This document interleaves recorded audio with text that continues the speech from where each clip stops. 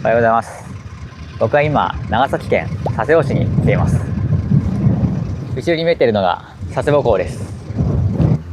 ここ佐世保は古くから港町として栄えた場所で、すぐ近くには海上自衛隊や米軍基地がある国際色豊かな町として知られています。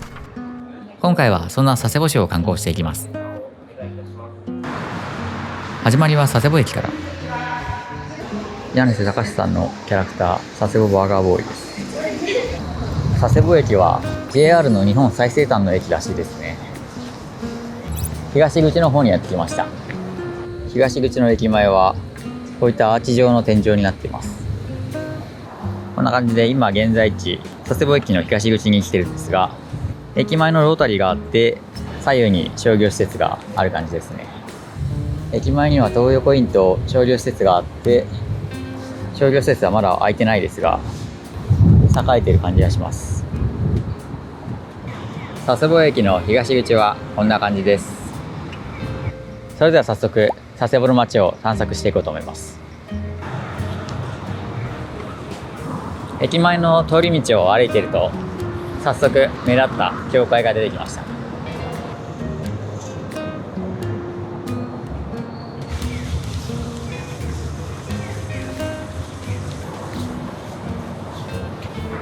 カトリック三浦町教会ですね。佐世保の町のシンボル的な存在になってますね。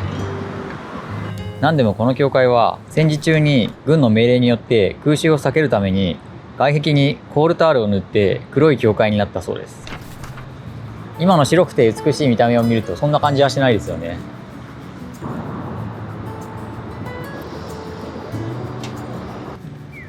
カトリック三浦町教会の目の前にあるのがアルカス佐世保ですね。こちらは複合施設で音楽イベントなどが開催されるところみたいですね。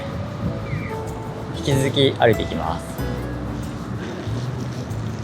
この駅前の県道を歩いていくとアーケード商店街が見えてきました。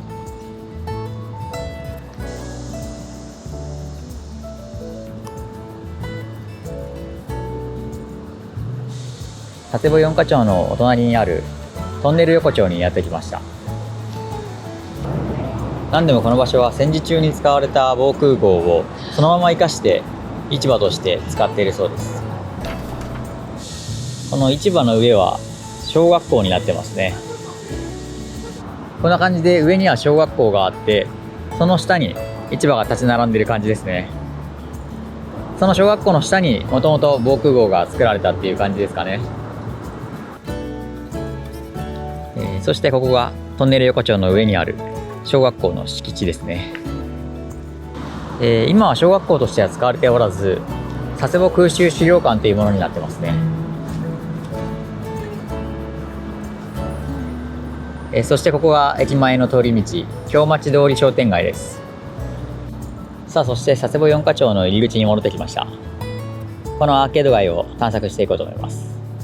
佐世保駅がここで、今こう歩いてきてアーケード街の入り口にいるんですが、このアーケード街がこんだけずっとあるので、何でも日本一長いアーケード街だそうなので楽しみです。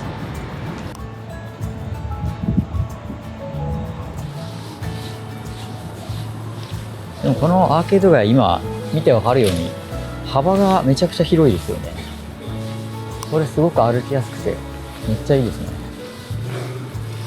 柱が今手前は青なんですけど、その先が黄色になってて、さらに向こうがオレンジになってるんですよね。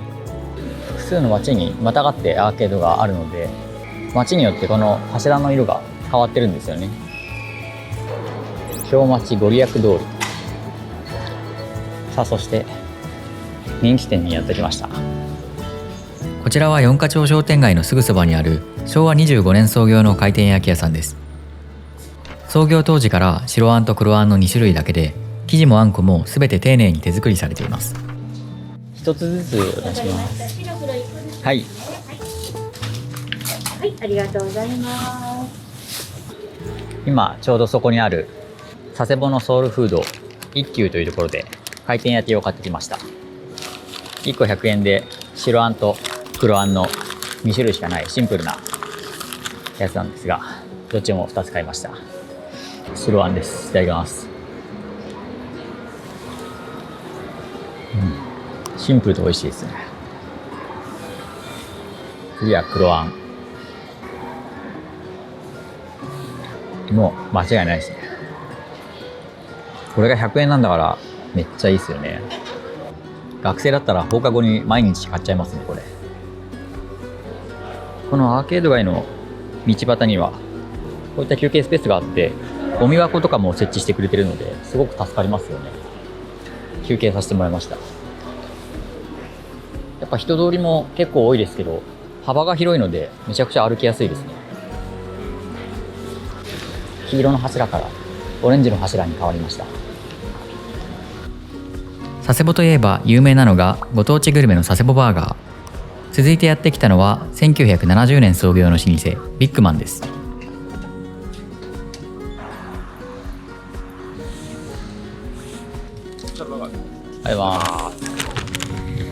今目の前にあるのがアーケード街で、佐世保バーガーのビッグマンがこの辺にあって、でアーケード街がこうあって、で今この広場に来ました。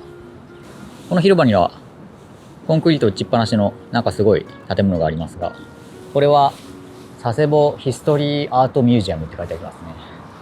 すごい堅牢な見た目ですね。お昼ご飯に佐世保バーガーを買ってきたので食べようと思います。ビッグマンというところで買ってきました。店舗がちょっと混んでたので持ち帰りにして近くの公園で食べてます。すごいですね、この見た目。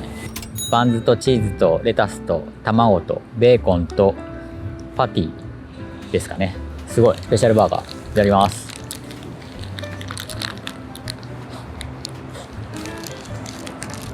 うまい。間違いないやつです。これはもう誰が食べても絶対うまいだろうっていう本能的なうまさがあります。すぐ近くにマックがあったんですけど、佐世保の人は佐世保バーガーとマックどっち食べるんですかね。ボリュームあるかなと思ったんですよ。食べやすい。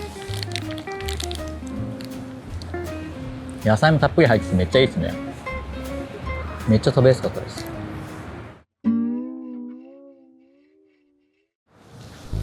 川沿いにやってきました。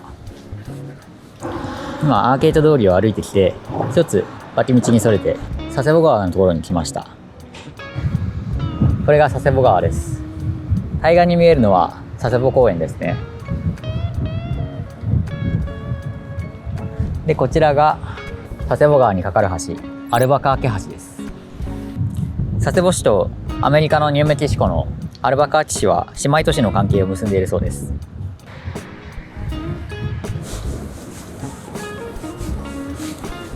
アルバカーキと聞くとどうしてもブレイキングバットを思い出しますが、佐世保市とアルバカーキ市は姉妹都市関係を結んでいるんですね。このアルバカーキ橋を渡ると佐世保公園です。広々とした公園で気持ちがいいですね。広いですね、この公園。結構人もいっぱいいますね。なんだろう、なんかフットサル場みたいなサッカーコートが、なんか公園の隣にフットサルコートがあるなと思って見てみたら、なんと米軍基地の中のフットサルコートでした。面白い。この先は本当に完全に外国って感じしますね。すごいなんか運動会みたいなのをやってますね。めっちゃ盛り上がってる楽しそうだな。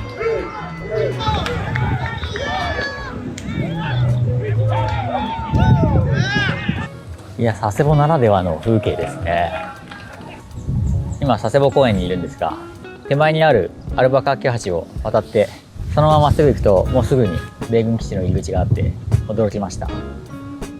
一般の人は入れないので、外で楽しそうに運動している姿が見られて、なんかそこだけでもアメリカって感じがしました。でもなんか調べてみたら、4月5日に米軍基地内を一般開放してるみたいなので、年に一度しかないみたいなので、すごく見たいですね。また2週間後とかになるんですけど、もう一回来ちゃおうかな。いや、面白かったですね。米軍基地がある佐世保という感じで、アメリカ人の人とも結構すれ違います。午前中は佐世保の街中を楽しんできたので、午後は車を借りて九十九島の方に向かっていきます。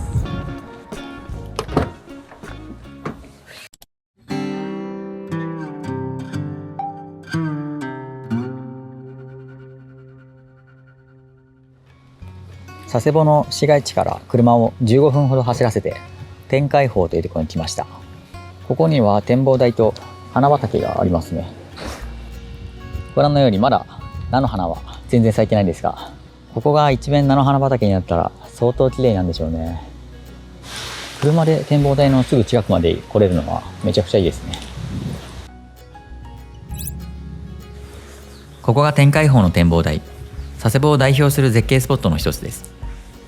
小高い丘の上から208の島々が浮かぶ九十九島を見渡せます。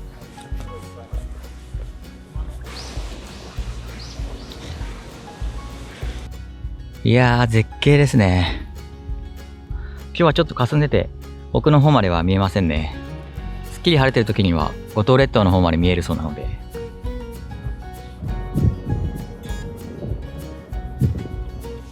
続いて九十九島観光公園というところに来ました。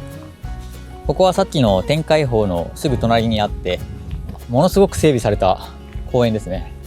駐車場もご覧のようにこんなに広いで、綺麗なトイレもあります。ちゃんと整備されて観光地化されてますね。さっきの天海峰と比べるとこっちの方がどっからでも見渡せる感じがしますね。いいなこれは。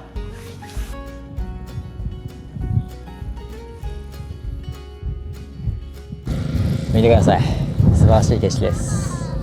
いや、この公園めちゃくちゃ本当に整備されてて、多分どんな連休にも対応できそうな感じしますね。遠くの方に世界遺産の構成遺産となっている黒島が見えますね。で、平戸高島、霞んでますけど肉眼だと映像以上に綺麗に見えますね。広々として気持ちがいい場所でした。春にちょうどいいですね、本当にこういう場所は。九十九島観光公園のさらに先に行って山の中を登ってます。ちょっとここは車で近くまでは行けないので、ちょっと山の中を通っていく感じになります。ここには昔使われていた観測所があるので、それを見に行こうと思います。こんな感じの車で行くことはできない場所になってます。対馬で行った観測所もこんな道を通ってたので、なんか懐かしい感じしますね。あと650メートル歩いていきます。ちょっと花粉症の季節に行く場所ではないかもしれないですね。やばいなこれ。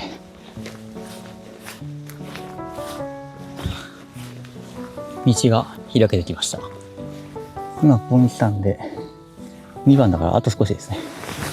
よし。天海峰の方は結構ひっきりなしに観光客が来てたんですけど、さすがにこの奥地まで来ると全然人がいないですね。なんだこれは。なんか両脇に塹壕のような形で土砂をせき止める杭が打たれてますね。そしてようやく着いたみたいです。すごいね。旧陸軍佐世保要塞丸出山観測所です。対馬でも同じやつがありましたね。生息遠平部。対馬では結構横に何基も並んでたんですけど、ここは1基だけですね。対馬の生息遠平部は奥行きがあって内部が奥でつながっていたんですけど、ここは一つしかないのでシンプルですね。階段に上に上がると観測所があるっていう感じです。多分早速上がってみましょう。結構急な階段を上がっていきます。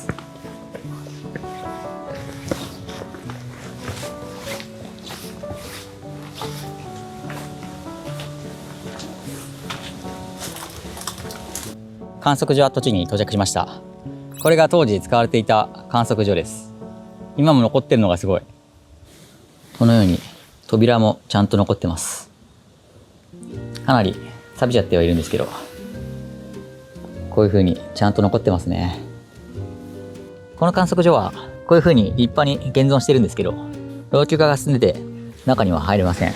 ただ間近で見ることができます。いや、すごいですね。この屋根の方はもう結構かなり錆びてますね。今は残ってますけど、これもゆくゆくは撤去されちゃいそうな気もしますね。現存しているうちに見られてよかったですね。対馬ではこの観測所の屋根がもうなくなっちゃってたので、あんまりどういう感じかイメージがしづらかったんですけど、もうまさにそのまま残ってるので、これはすごい。そして観測所から見える景色がこちらです。すごいっすね。九十九島を正面というより横から見る形になるんですけど、これもいいですね。いや、正直こっちの景色の方が好きだな。いや、これは来た甲斐があった。あと本当に人が全然いないので特別な空気感が出てます。で、今登った観測所がこの丘のこの部分ですね。ここに観測所があって、こう見ると2層になってますね。で、中に生息遠平部があって、上に観測所があるっていう感じです。いやー、それにしてもこの景色が素晴らしいですね。目の前のちょっと湾曲した部分が白浜海水浴場ってところですね。なんか桟橋のようなものがあるのが見えます。いや、すごく来た甲斐がある場所でした。こんな感じのちょっとした森の中にあります。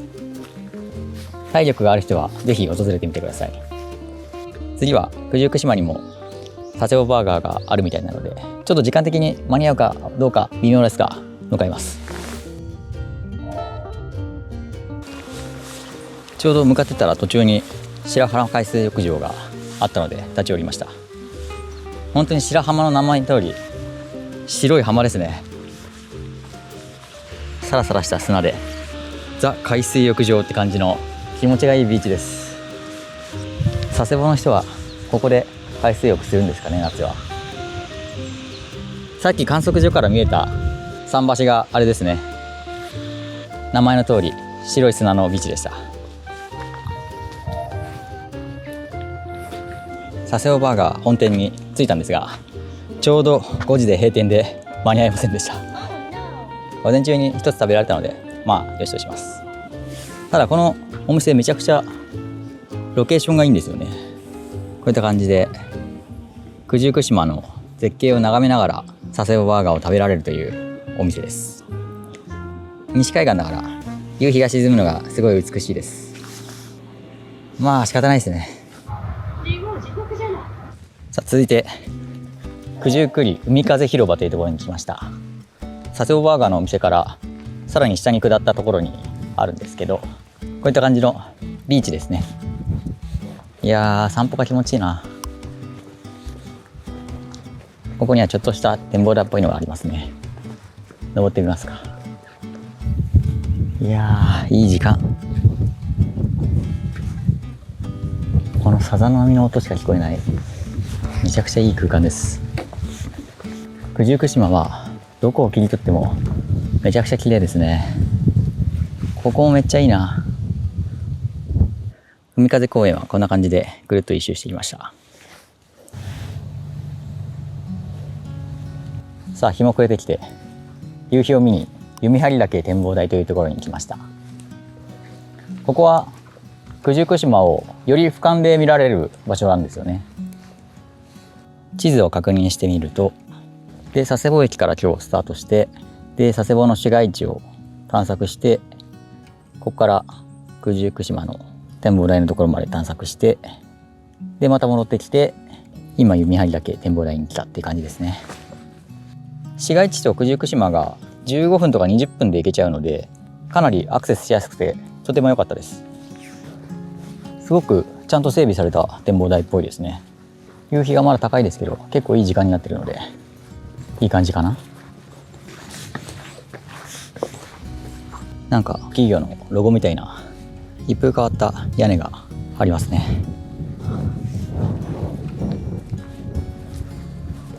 いや、すごい。佐世保市が一望できます。今見てるのが佐世保港市街地の方ですね。佐世保港にはなんかものすごいでかい豪華客船が止まってて、でお隣の海上自衛隊と米軍基地のところにはものすごいでかい空母が何台も止まってますね。いや、これ迫力あるな。でその隣は佐世保の造船所、めっちゃ見応えありますね。景色めちゃくちゃすごいですね。街の救急車の音も聞こえます。夕日が沈む方向は九十九島と五島列島の方ですね。いや、こっちも綺麗ですね。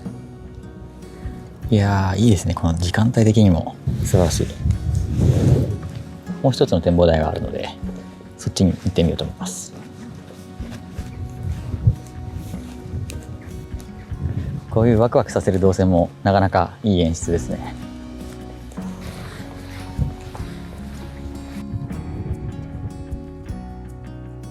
素晴らしい景色です。いやー、もう絶景ですね。第二展望台からの景色です。めちゃくちゃ綺麗ですね。眼下には佐世保市内が夕日に照らされてめちゃくちゃ美しいです。今カメラの反対側には九十九島の美しい背景に今まさに夕日が沈もうとしています。いやー、このダブルで楽しめるのめちゃくちゃいいですね。かなり贅沢な展望台って感じしますね。展望台の下にはホテルがありますね。この絶景を眺めながら宿泊できるんですよ、多分。いいな。いやー、夕張展望場めちゃくちゃ良かったです。展望場もすごく整備されてて、ゴミ捨て場があったりとか、結構ベンチもいっぱいありますし、とても過ごしやすかったです。午後は九十九島を楽しんできたので、また最後市街地の方に向かっていきます。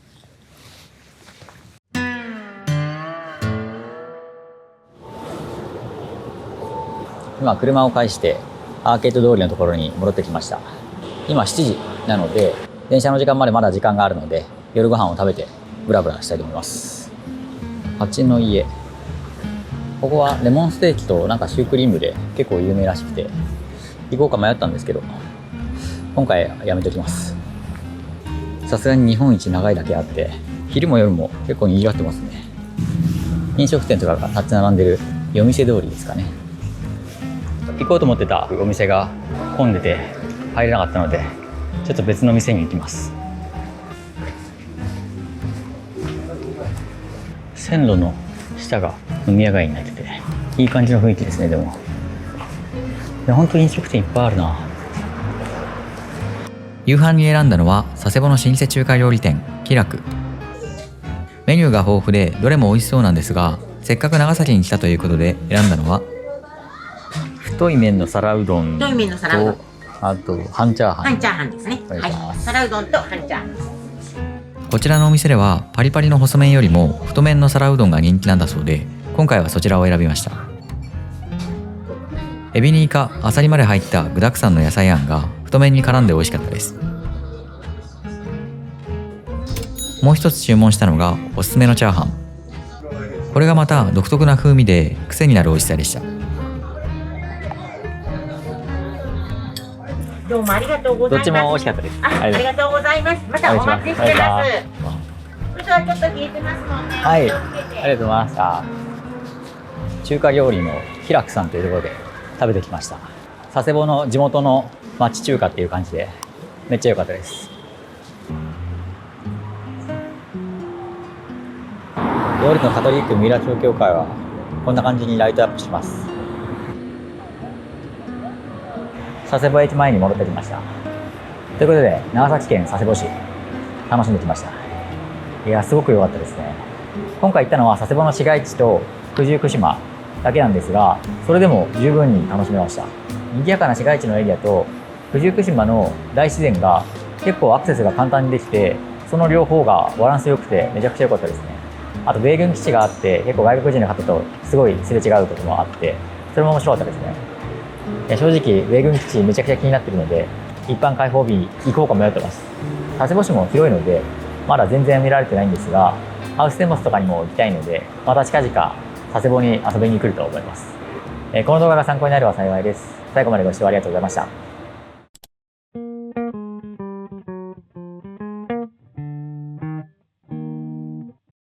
商店街の守り神的な猫さん発見。お？